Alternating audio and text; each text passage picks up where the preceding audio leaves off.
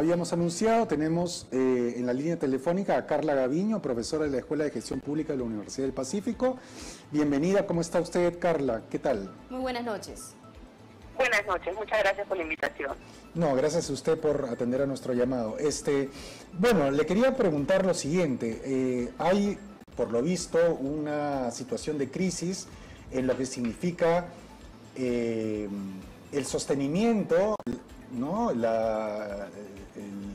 de las obras públicas.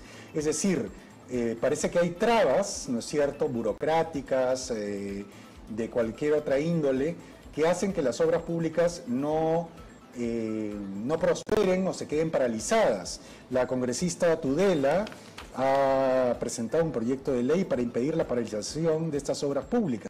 Pero ¿cómo hacemos en realidad para que esto no suceda? Porque son millones de soles o millones de dólares también en obras públicas paralizadas tanto en provincias como en Lima.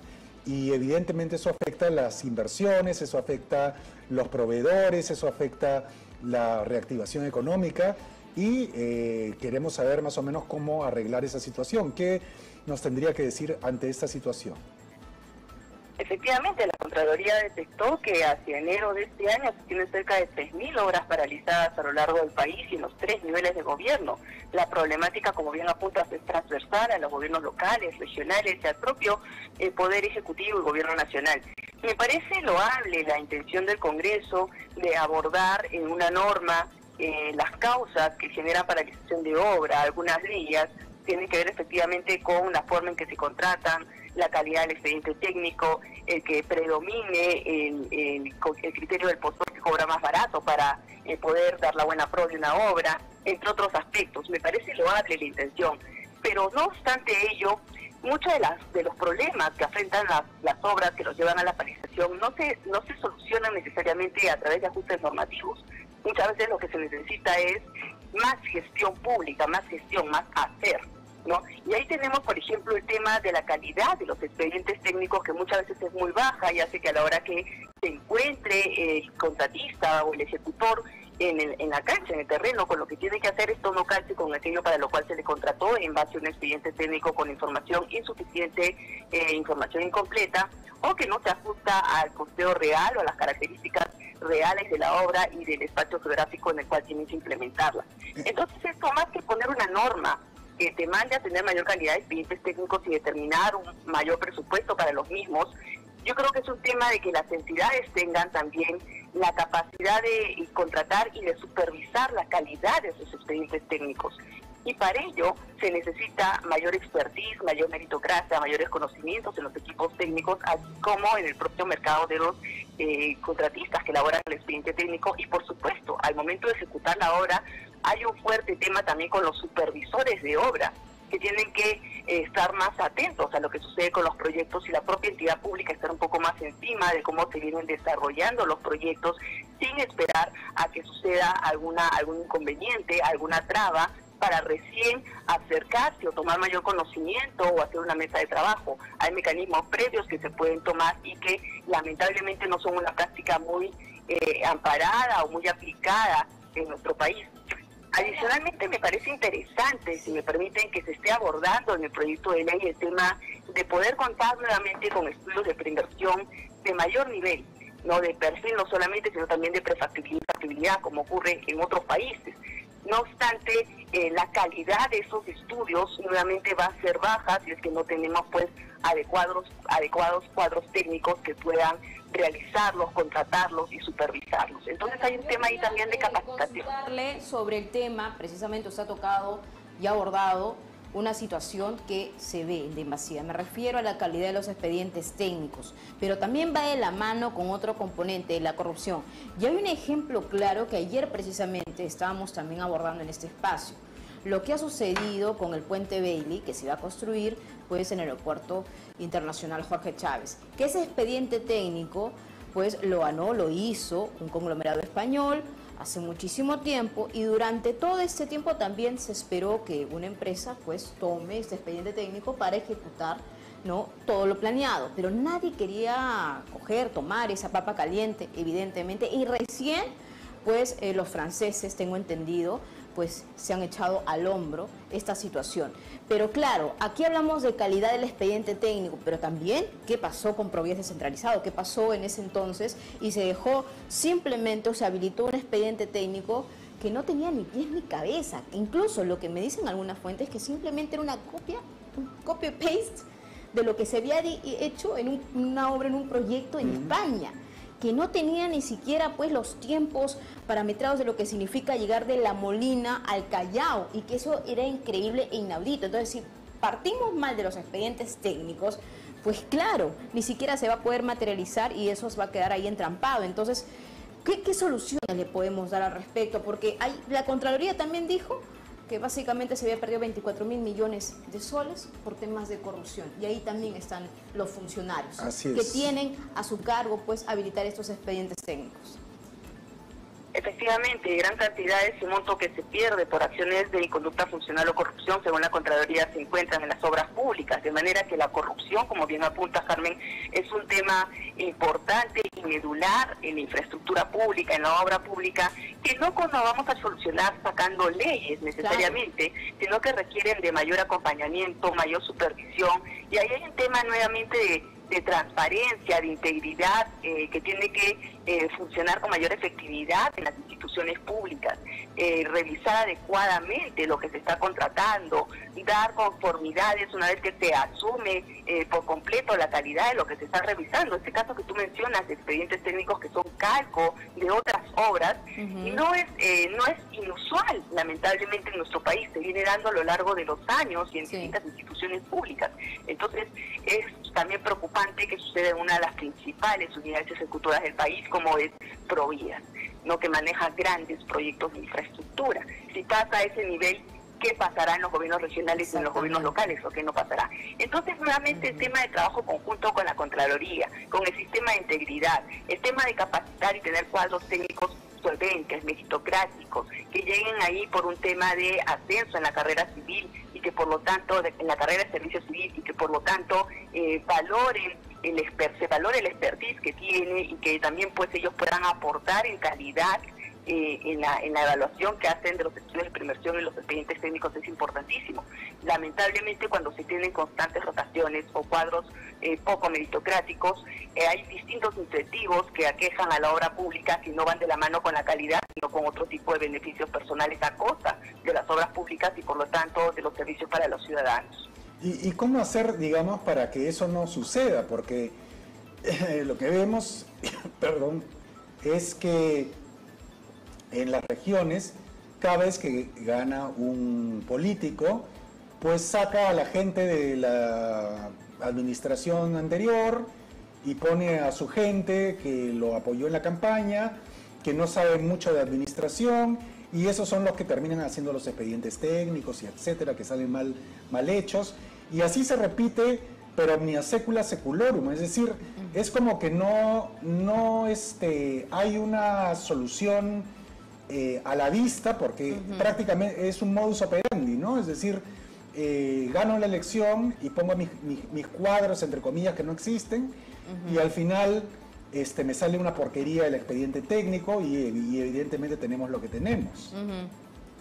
Efectivamente, Ricardo, yo creo que ahí el trabajo de los rectores es donde tiene que sentirse con mayor presencia, y por los rectores de los sistemas del Estado hablo tanto de servir para vigilar que se cumplan los perfiles de puesto en estas personas y estos nombramientos que llegan de un momento para otro cada vez que hay cambios de gobierno de alguna entidad pública o cambios de liderazgo, así como también un trabajo en conjunto que se tiene que hacer con la Contraloría y con la Procuraduría Pública. También creo que el sistema de inversión pública que tiene su rector en el MEF y que aprueba perfiles para evaluadores, para formuladores de proyectos de inversión, tiene que tener una participación más activa, porque lamentablemente se llega cuando ya es noticia y ya se conoce que hay falencias técnicas que han acarreado paralizaciones de obra. Pero no obstante, si se sabe que hay grandes proyectos en las carteras de las instituciones públicas, lo cual se conoce porque las carteras de proyectos se hacen con una longevidad de los próximos 3 años, es decir, sabemos los principales proyectos de las distintas instituciones para los próximos 3 años, identificar esos grandes proyectos y hacer una mayor vigilancia, un mayor acompañamiento, justamente para evitar que estas cosas sucedan y nos tomen a todos en general cuando ya están consumadas, ¿no? Finalmente, por algo las rectorías tienen entre sus tareas el acompañamiento técnico, la mejora continua de los procesos y también la vigilancia de cómo se aplican las normas y cómo se cumplen las finalidades de su sistema.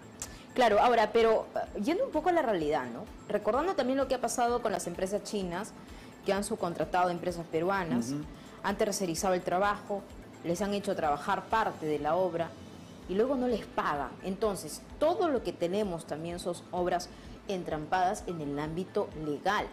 O sea, ahí se suma otro componente, Carla. ¿Cómo salir de ese círculo vicioso? Porque al parecer son muchísimas las empresas que fueron perjudicadas por estas empresas chinas. Hay muy buenas empresas chinas, debo decirlo, pero también hay otras que prácticamente utilizaron empresas peruanas simplemente para generar algunos ingresos y luego dejaban abandonadas las obras y luego licitaban otras obras, ganaban las licitaciones y así sucesivamente. Y todo pertenecía a una matriz. Entonces, ¿qué hacemos en ese aspecto?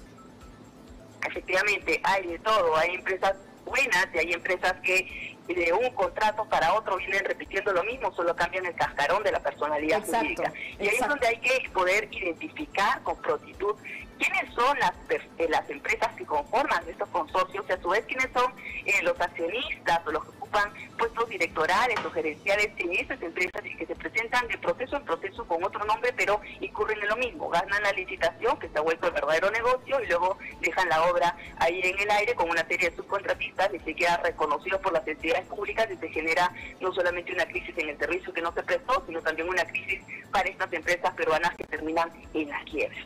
Entonces, hay que mejorar nuestros sistemas de control también de poder fiscalizar cuáles son esas empresas o esas personas naturales y jurídicas que se agrupan en estos consorcios y andan cambiando de nombre contrato tras contrato.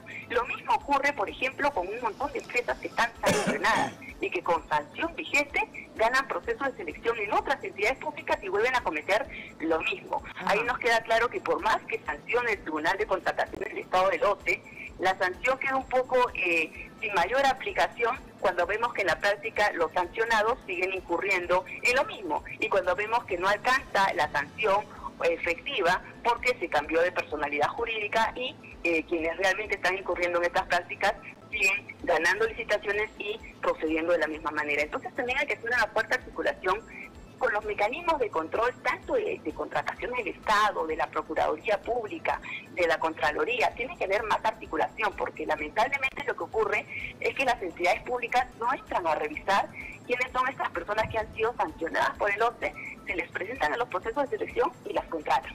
No entran a ver más allá del nombre inicial, a ver quiénes son los que componen el consorcio y las personas que están ahí. Eso, Carla, lo que tú has comentado me parece importante. Porque ¿qué pasa? Por ejemplo, en esos casos chinos que yo lo he investigado mucho, que claro, que cuando uno busca al representante legal de esas empresas, hay una barrera del idioma muy grande. Eso en un principio, cuando quiere buscar la versión. Segundo, pues ¿qué pasa? Que ya ni siquiera se encuentran en el lugar físico que han registrado y muchos de ellos hasta han salido del país. Entonces, uno que hace, busca a la empresa peruana que está pues prácticamente conformando este consorcio. Y de la empresa peruana no saben absolutamente nada. Es como que, bueno, no es nuestra responsabilidad, nosotros solamente tenemos el 20%, ellos son los mayoritarios, y prácticamente es el argumento. Y es como si fuera una bola de nieve que se va alimentando de eso, y luego vemos que la misma matriz, porque forman parte de una matriz, no con sus hijitos, pues prácticamente van mutando. Entonces se vuelve una locura, incluso se vuelve una telaraña, que es muy interesante para analizar, ¿no? Incluso en un aspecto académico, pero cuando uno ve la realidad dice, Dios mío, ¿qué es esto? O sea, realmente cómo generamos, primero, no generamos impunidad porque hay gente afectada, hay empresarios afectados, y por otro lado, ¿cómo hacemos también que estas empresas respondan hacia el Estado peruano? Así es. Has dado efectivamente, no he podido describir mejor el problema, Carmen, porque efectivamente son casos de estudio interesantes, pero las consecuencias en el día de hoy las sufren todos los ciudadanos, ¿no?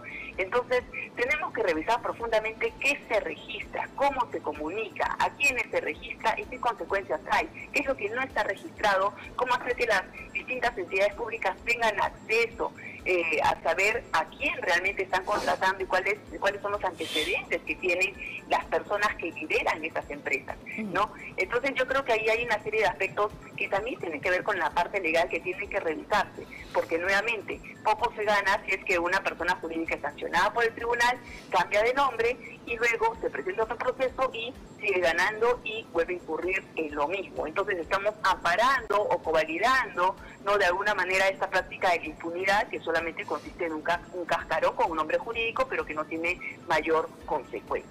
Muy bien, muy bien, qué interesante el análisis. Seguramente vamos a tener otra oportunidad, Carla, de conversar, porque el tema es grandísimo y sabes lo que también me interesa mucho a mí y seguramente también a ti, Ricardo, cómo es esta dinámica de gobierno a gobierno, porque muchas veces pensamos, bueno, prácticamente tenemos un gobierno, ¿no? Prácticamente una negociación, un respaldo hasta técnico, claro, pero ellos no van a ser responsables hasta que se termine la obra. Y ese me parece un tema que tal vez, Carla, podemos hablar en un futuro. Muchas gracias por haber estado con nosotros, encantado. Y ahora PBO vía Claro TV en el canal 18 HD, 515 HD. Disfruta de la programación de PBO las 24 horas del día. La señal de PBO está disponible en cable a nivel nacional. Encuéntranos también en Interconexión TV, Giga Perú, Data Online Perú, Signal Perú, ZGNet Plus, Telecabeza Litral, RuralNet, Cable Linsgat y ahora por Win Televisión. Sintoniza PBO, tu fibra es 100% fibra. Asegúrate con Win 100% fibra óptica en toda nuestra red y cámbiate a Win. Llama al 01-707-3000 o ingresa a www.win.pe. Vamos a una pausa y regresamos. Estamos viendo